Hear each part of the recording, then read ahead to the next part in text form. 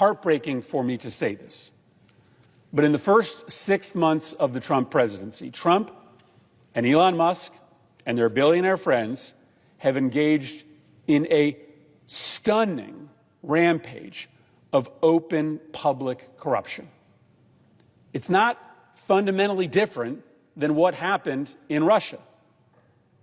These are efforts to steal from the American people to enrich themselves. And their strategy is to do it all out in the open, to do it at such a dizzying pace that the country just gets overwhelmed or anesthetized or dulled into a sense that we just all have to accept the corruption, or maybe more charitably, that this is just how government works, that government is just corrupt, and so the fact that it's happening out in the open instead of happening secretly, well, it's really nothing new. But this is not how government works. The things that have happened over the last 6 weeks are unprecedented. The president and his billionaire friends are not supposed to steal from us. They are not supposed to use their power and their access to power, their access to government levers, to rig the rules to enrich themselves. That has always been wrong. It is still wrong. And we do not have to accept this. And so in the next few minutes, I want to try out an exercise. I want to try to lay out for you, as quickly as I can, just some of the most significant instances of blatantly corrupt activity that's happened in just the first 6 weeks of Trump's presidency. When you see it all together, there is no way to avoid a simple conclusion. This White House is on its way to being the most corrupt in the history of the country. And just because they are doing it out in the open for everybody to see doesn't mean that it's not corrupt. And my hope is that if you see it all in one place, the gravity of this moment may hit you. My hope is that my colleagues and the public choose not to normalize a president or his advisors using the Oval Office as a blunt mechanism to make themselves even wealthier. It is our decision to have zero tolerance for corruption. It's also our decision to just decide to become a place like Russia, where our leaders are allowed to routinely steal from us. So this is a heartbreakingly long list. This is just 20 or so examples of corrupt behavior in the first 6 weeks of the Trump presidency. So here it goes. We're going to start on January 17th. On January 17th, Trump launches the meme coin. This is maybe the most corrupt of all the acts, because what is the meme coin? The meme coin is essentially a mechanism by which Russian oligarchs or corporate CEOs can literally send money privately directly to Donald Trump. Nobody knows who buys the meme coin, but Trump makes money when people buy it.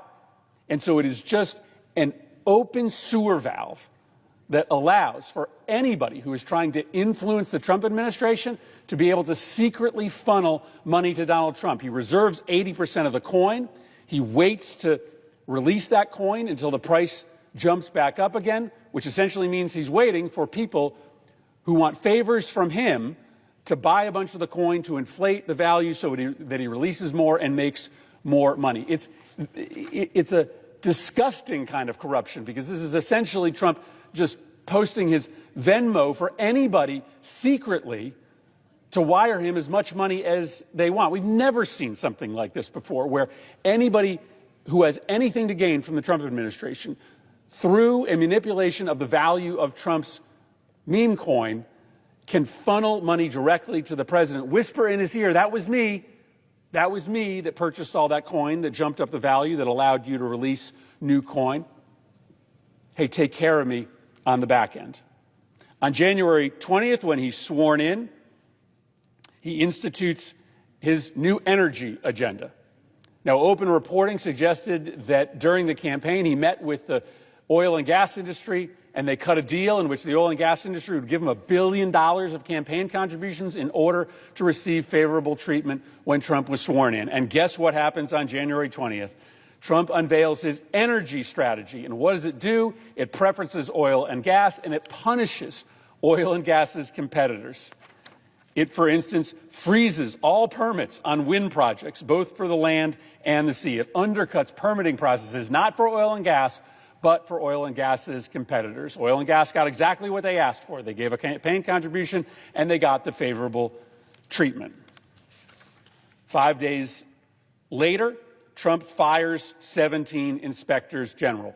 What do inspectors general do? They look for corruption inside of these agencies. What do? If you are trying to engage in corruption, if you are trying to steal from the American people, you fire the inspectors general. 2 days later, on January 27th, Trump fires Quinn Wilcox from the NLRB. This is the National Labor Relations Board. When she's fired, the National Labor Relations Board cannot function any longer. Why does this matter? Because the person that has been put in charge of reviewing the hirings and firings of these agencies is Elon Musk, who, by the way, has lots of cases before the NLRB. So do the people that are standing behind Trump during the inauguration. Almost all of them have active cases before the NLRB. The billionaires supporting Donald Trump now don't have to worry about the NLRB because on January 27th, the NLRB is rendered powerlessness. 3 days later,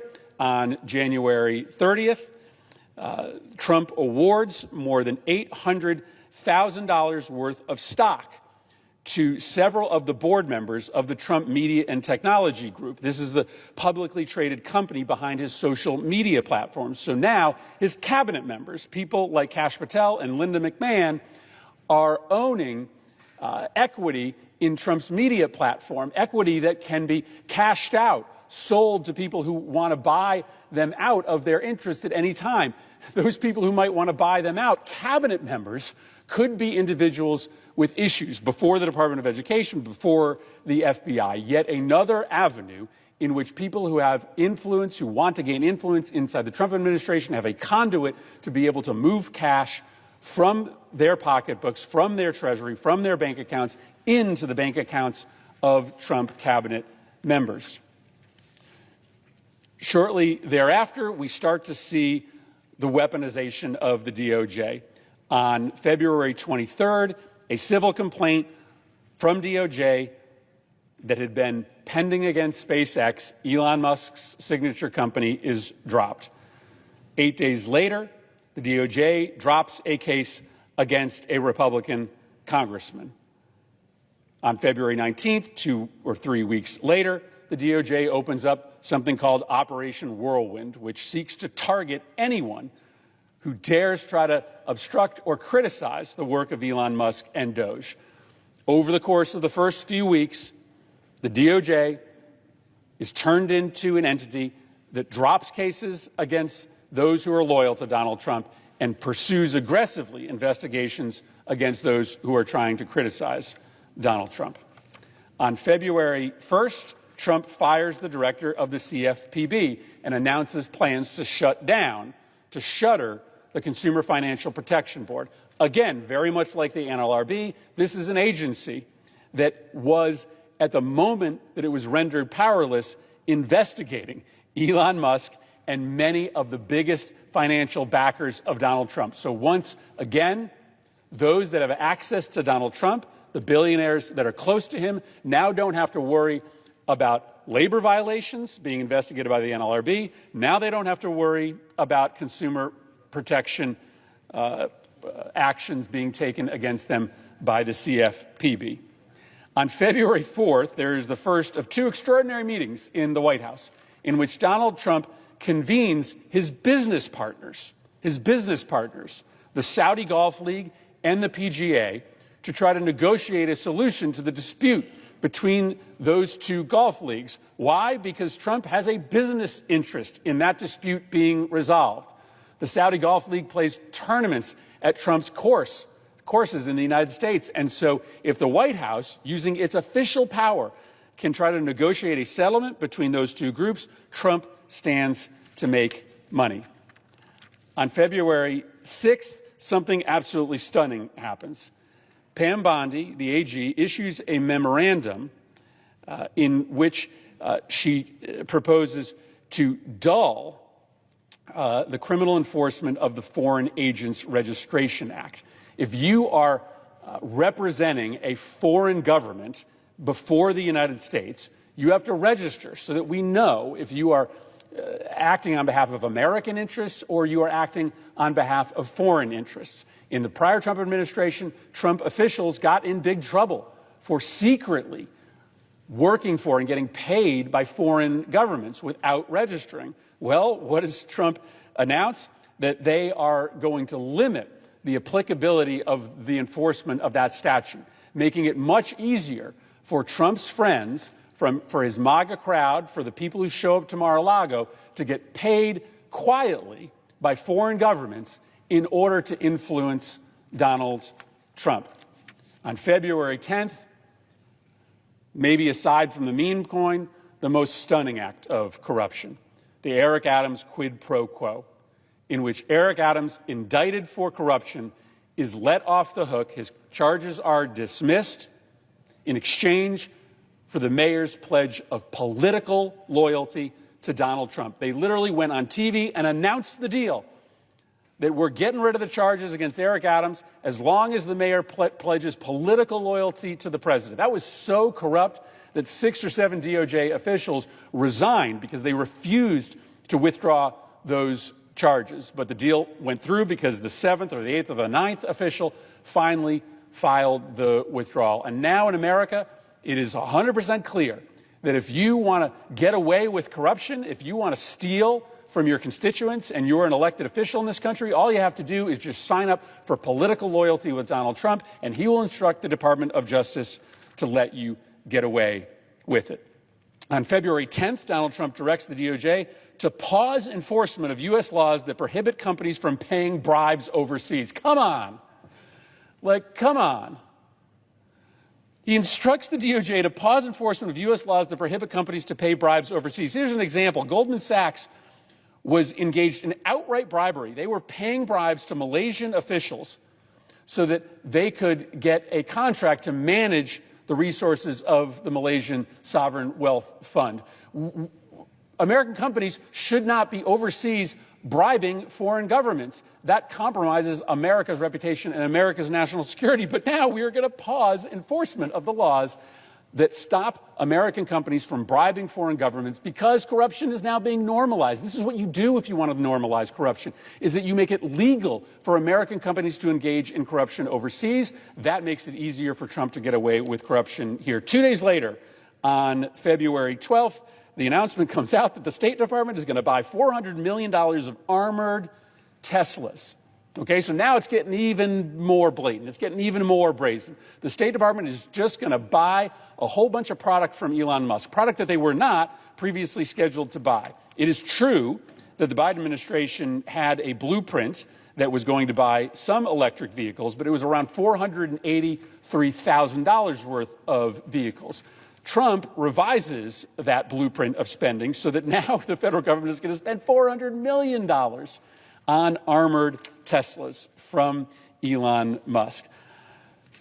Let's see. That's February 12th. That same day, Elon Musk's people infiltrate the Department of Labor, and reporting suggests that during that infiltration, Elon Musk's personal representatives get access to enforcement information at OSHA, not only against Elon Musk's companies, and by the way, SpaceX has an employee injury rate that is 9 times higher than the industry average, but also workplace safety violations against Elon Musk's competitors. Here's the message. If you are close to Donald Trump personally, if you support him politically, you can get secret access to enforcement data against your country, against your companies, and your company's competitors. That's what happens on February 12th. 3 days later, there's some suspicious firings at the FDA, again related to Elon Musk's personal financial interests. Elon Musk owns a medical device company called Neuralink. It is currently being reviewed by the FDA, and guess what? On February 15th and 16th, all over a weekend, there are 20 people fired from the FDA's Office of Neurological and Physical Medicine Devices. Fired by Doge, run by Elon Musk. Clear message, you're going to get fired if you aren't on the right side of Elon Musk's application. Now, whether that was explicit or not, if the guy who is firing you has a pending application before your department, aren't you going to think twice? Aren't you going to think twice about ruling against his interests? This is why this is all unprecedented. Again, this feels normal because it's been happening every day, but never before in American history have we allowed someone who has a pending application for approval of a medicine or a medical device to be able to personally decide who gets hired and who gets fired at the regulatory agency making the decision over that medical device. But now this stuff is happening every day because on February 15th as well, that same weekend, there's an announcement that the FDA cuts are going to be even deeper, perhaps as big as 50%. That means that hundreds of drugs and devices won't get approved at the FDA. And you know who benefits from that? The folks that are selling the snake oil products. And guess who's selling the snake oil products? The people who work for Donald Trump, selling Vita gummy scams. The director of the FBI is selling vaccine reversal pills. When the FDA gets gutted, it's the people who sell those unregulated products who stand to gain. On February 19th, 4 days later, we find out that the IRS is going to be cut by 7,000 people. And the biggest chunk of the folks who are going to be laid off are the people who do the audits of the billionaires and the millionaires and the corporations. And so once again, Elon Musk and the people standing behind Donald Trump on Inauguration Day are going to get off because the IRS just had its enforcement powers, its audit powers, absolutely gutted. That same day, on February 19th, you start to receive word that advertising on Elon Musk's platform is starting to grow again. And the reporting on February 19th indicates that American companies have come to the collective decision that they need to keep advertising on Elon Musk's platform because Elon Musk has so much regulatory power inside the federal government.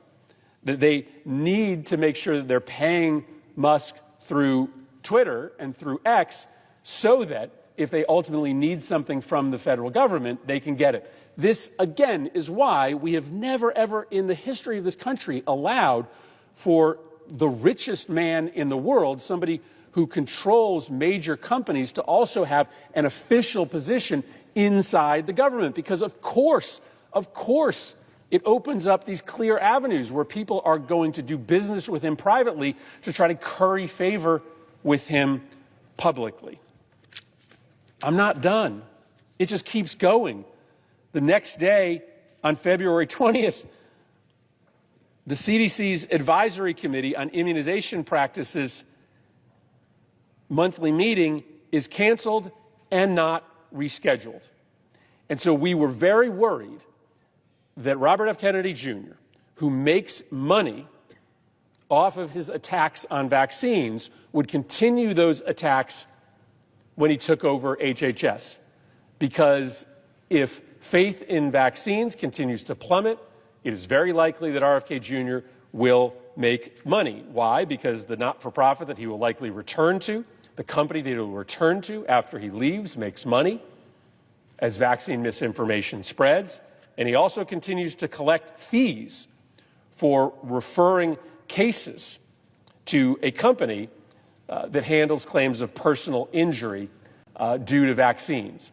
And so when the CDC's Advisory Committee on Immunization Practices is canceled, it is a clear indication that, yes, this campaign of assault on vaccines is going to continue, which, not surprisingly, is likely to make RFK Jr. even more money.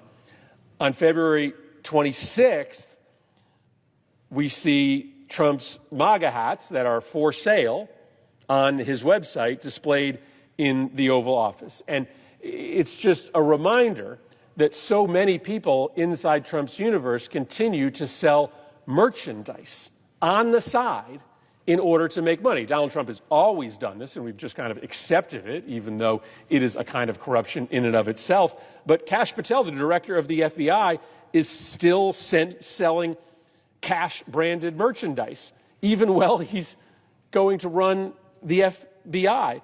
Elon Musk and others are selling Doge merchandise. So as they trumpet their brand inside the government, they're making money off their brand outside of the government. On February 26th, maybe the third most significant of brazen corruption happens, news breaks that Elon Musk is just going to have the FAA cancel a contract with Verizon that has been in the works for years and instead just substitute in Starlink for Verizon. Just extraordinary that this is happening in plain view of everybody. Elon Musk takes his private company, uses his access to government to just shove out of the way his competitors and instead insert himself and his company. Again, we've never seen this ever before in American history. Now it's happening on a daily basis. And now we get to this week. This week, Wired reports that guests are paying millions of dollars to dine with Donald Trump at Mar-a-Lago, and business leaders are being targeted with advertisements that sell access to a one-on-one meeting with the President of the United States for $5 million. Come on! Like, seriously. There's advertisements that say if you're a business CEO and you pay $5 million to Donald Trump, you can get a meeting with him. Like, this isn't okay. And yet, because it happens every single day, they're asking for us to pretend that this is normal. This is just 6 weeks.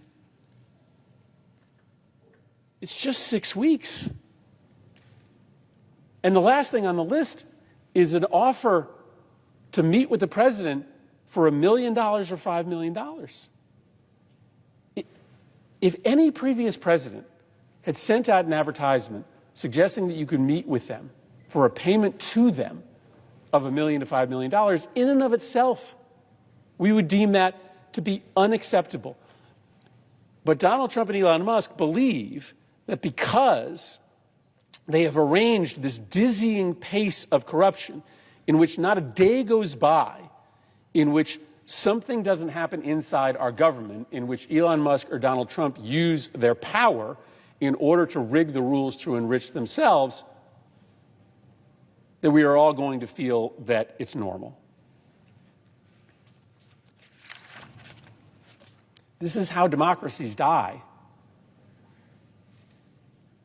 Democracies die when the very powerful people steal from us so regularly, so openly, so unapologetically, that we come to believe that it's normal. And listen, I understand that many Americans may think that all of this stuff just used to happen quietly. And the only difference is that Trump and Musk are just putting it all out in the open. And I'm not saying that there haven't been instances of corruption. Democrats and Republicans in this body have been accused of and convicted of acts of corruption. It has been a fact of life in American politics for a long time. But never before has the corruption happened this openly or this frequently. And so I lay it all out for you this afternoon in the hopes that it is not too late for us to decide to stand up as a body and as a nation to say that this isn't okay. The Trump meme coin is not okay. It's not okay for people who have interest before the federal government to be able to anonymously funnel money to the President of the United States. It's not okay for Elon Musk to have access to Department of Labor enforcement data against him or his competitors that nobody else gets access to. It's not okay to just cancel contracts that were going to Musk's competitors and substitute in his own business just because he has the ability to do it as a friend of Donald Trump. Like, the rule of law matters. Doing things by the rules matter. This level of corruption was not occurring behind the scenes prior. It is not just that the cover got pulled off of it all. And it's our decision as a body and as a country to decide not to normalize this scale of corruption. I yield the floor.